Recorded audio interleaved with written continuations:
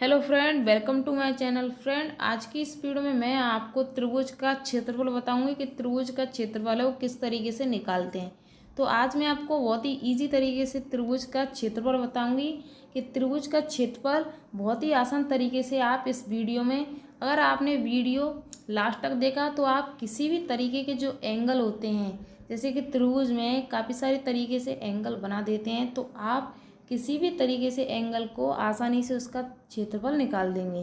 तो वीडियो को लास्ट तक देखना। तो चलिए इस वीडियो को शुरू करते हैं। वीडियो शुरू करने से पहले अगर आप मेरे चैनल पर पहली बार हैं तो चैनल को सब्सक्राइब करके नोटिफिकेशन ऑल कर देना, जिससे कि मेरे आने वाली हर नई वीडियो नोटिफिकेशन आपको तुरंत ही देखने को मिल सके। तो दोस्तों, ऐसा नहीं है कि ये जैसे कि त्रिभुज के जो क्वेश्चन होते हैं, जैसे त्रिभुज का क्षेत्रफल, ठीक है, तो ऐसा नहीं है कि 8 या 7 क्लास में इसे पूछा जाता है। इसे 12th, ठीक है, 10th क्लास में भी ये क्वेश्चन आते हैं। और ये क्वेश्चन पुलिस टेस्ट में, ठीक है, जैसे काफ़ी सारे एग्जाम होते हैं उनमें इस तरीके के क्वेश्चन दे देते हैं। क्योंकि त्रिभुज का क्षेत्रफल, ठीक है, त्रिभुज का आयतन, शंकु का आयतन, ऐसे क्वेश्चन ज़्यादातर पूछे जाते हैं और ये किसी भी टेस्ट में भी आ सकते हैं, ठीक है। तो आपको इस तरीके के क्वेश्चन आपको आने चाहिए। तो मैं आपको इतनी इजी तरीके से बताऊंगी कि आप किसी भी तरीके के, जैसे कि आप यहाँ पर दिखाई दे रहे हैं कि आपको 3 तरीके यहाँ पर एंगल बने हुए हैं, ठीक है। तो इनमें से आपको कंफ्यूजन होगा कि इनका जो क्षेत्रफल है वो किस तरीके से निकलेगा, ठीक है। तो बस आपको वीडियो को लास्ट तक देखना है, आप सभी तरीके के क्वेश्चनों को आसानी से सॉल्व कर लेंगे। तो चलिए इस वीडियो को शुरू करते हैं। तो सबसे पहले यहाँ पर आपको इनके फॉर्मूला आपको पता होना चाहिए। जैसे कि त्रिभुज का जो क्षेत्रफल है उसके आपको फॉर्मूले भी आपको याद होने चाहिए। जिस तरीके से आप इनके फॉर्मूले को याद रखेंगे तो आपको त्रिभुज का क्षेत्रफल ही आपको आसानी से याद हो जाएगा, ठीक है, किस तरीके से निकालते हैं, ठीक है। तो यहाँ पर आप देख सकते हैं कि त्रिभुज का क्षेत्रफल के जो फॉर्मूला है वो है आधार इंटू ऊंचाई बट्टे 2, ठीक है। तो आपको इस फॉर्मूले को याद करना है। अगर आपको ये फॉर्मूला कठिन लग रहा है तो आप इसे इस तरीके से भी याद कर सकते हैं, 1/2 इंटू आधार इंटू ऊंचाई, ठीक है।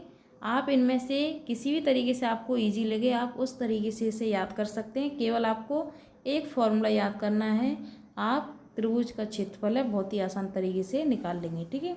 तो चलिए अब हम इस तरीके से रिलेटिव क्वेश्चन है उनको सॉल्व करते हैं, ठीक है। तो यहाँ पर सबसे पहले हम, जो मैंने पहला क्वेश्चन है उसे हम सॉल्व करेंगे। तो आपको दिखाई दे रहा है सबसे पहला क्वेश्चन है, इसमें आपको क्षेत्रफल निकालना है, ठीक है। तो यहाँ पर आपको दिखाई दे रहा है कि यहाँ पर जो हमारा एंगल है वो किस तरीके से बना है, ठीक है। और यहाँ पर कितनी डिग्री का कोण बन रहा है, 90 डिग्री का, ठीक है। तो यहाँ पर हम लिखेंगे कि त्रिभुज का क्षेत्रफल, ठीक है।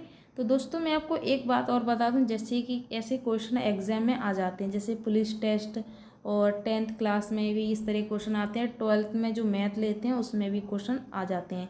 तो आपको ऐसा नहीं कि आपको फॉर्मूला याद है तो आप उसके फॉर्मूले को जैसे नहीं लिखें, आपको उसमें फॉर्मूला भी आपको ऊपर लिख कर चलना है, जिससे कि एग्जामिनर होते हैं उन्हें पता चले कि आपको इससे रिलेटिव इसका क्वेश्चन, जैसे कि इसका फॉर्मूला आपको याद है, ठीक है। तो आपको इसके फॉर्मूले को भी ऊपर लिख कर चलना है। जिस तरीके से मैंने यहाँ पर लिखा है आपको सेम उसी तरीके से लिखना है, क्योंकि इस तरीके से अगर आपने लिखा तो एग्जामिनर आपको फुल मार्क्स देंगे, ठीक है। तो चलिए अब आप इसे सॉल्व करेंगे। तो यहाँ पर हमारा आधार और ऊंचाई हम देखते हैं कि आधार क्या है और ऊंचाई क्या है। तो यहाँ पर आपको दिखाई दे रहा है कि जो हमारा आधार है वो 8 सेंटीमीटर है, वो ऊंचाई है वो हमारी 8 सेंटीमीटर है, और आधार है हमारा 6 सेंटीमीटर, ठीक है।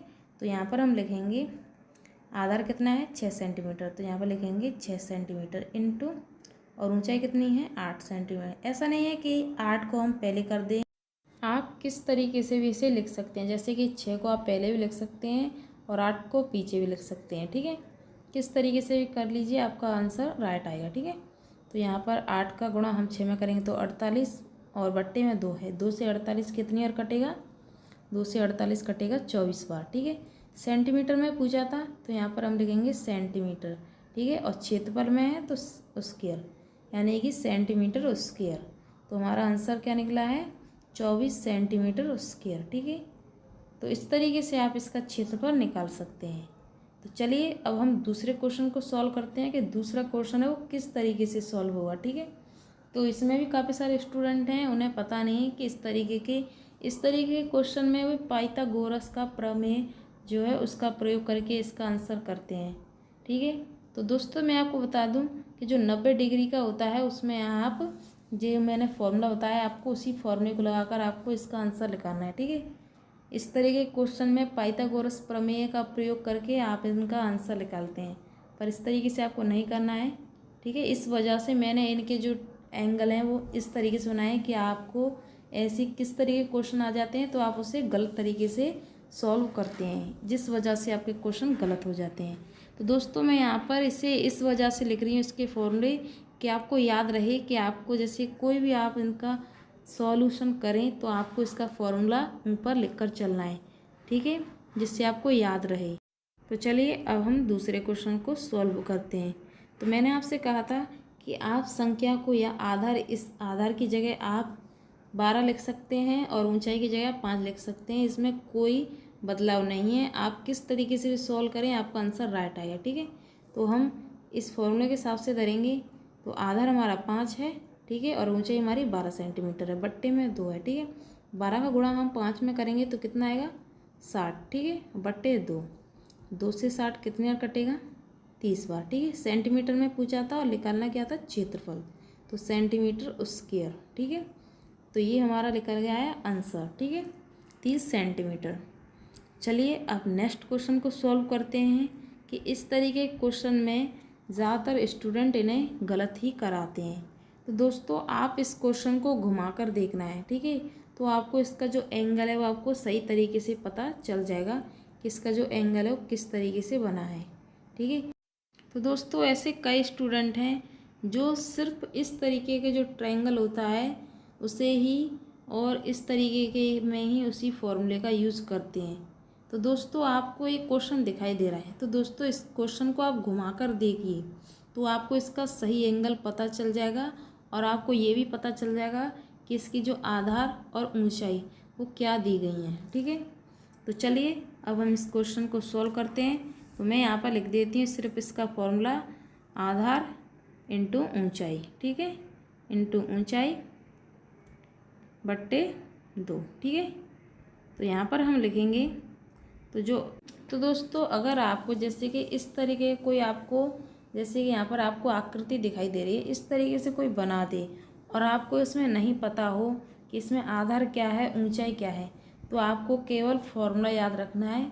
और मैंने आपसे कहा था कि आप संख्या को जैसे कि आधार की जगह आप ऊंचाई लिख दीजिए, ऊंचाई की जगह आप आधार लिख दीजिए, इसमें कोई फ़र्क नहीं होता क्योंकि इसका जो आंसर है वो सही निकल आता है। ठीक है, तो ऊंचाई की जगह हम आधार, किसी तरीके से भी आप इसे सॉल्व कर लीजिए। ठीक है, तो इसका आंसर राइट ही निकलेगा। तो 8 का गुणा हम 5 में करेंगे तो 40 बट्टे 2, 40 2 से कितनी बार कटेगा 20 बार। ठीक है, तो इसका राइट आंसर कितना है 20 सेंटीमीटर स्क्वायर। ठीक है, तो इस तरीके से आप इसे सॉल्व कर सकते हैं। तो दोस्तों मैं आपको एक क्वेश्चन दूंगी जिसका जवाब आपको कमेंट बॉक्स में बताना है कि इसका राइट आंसर क्या है। तो देखते हैं कितने स्टूडेंट इसका राइट आंसर देते हैं और कितने नहीं दे पाते। ठीक है, तो दोस्तों वीडियो पसंद आए वीडियो को लाइक और चैनल को सब्सक्राइब कर देना, जिससे कि मेरी आने वाली हर नई वीडियो नोटिफिकेशन आपको तुरंत ही देखने को मिल सके।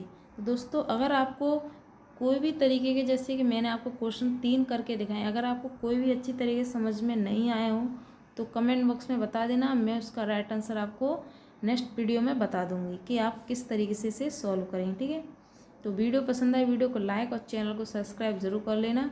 चलिए मिलते हैं नेक्स्ट वीडियो में, तब तक के लिए बाय।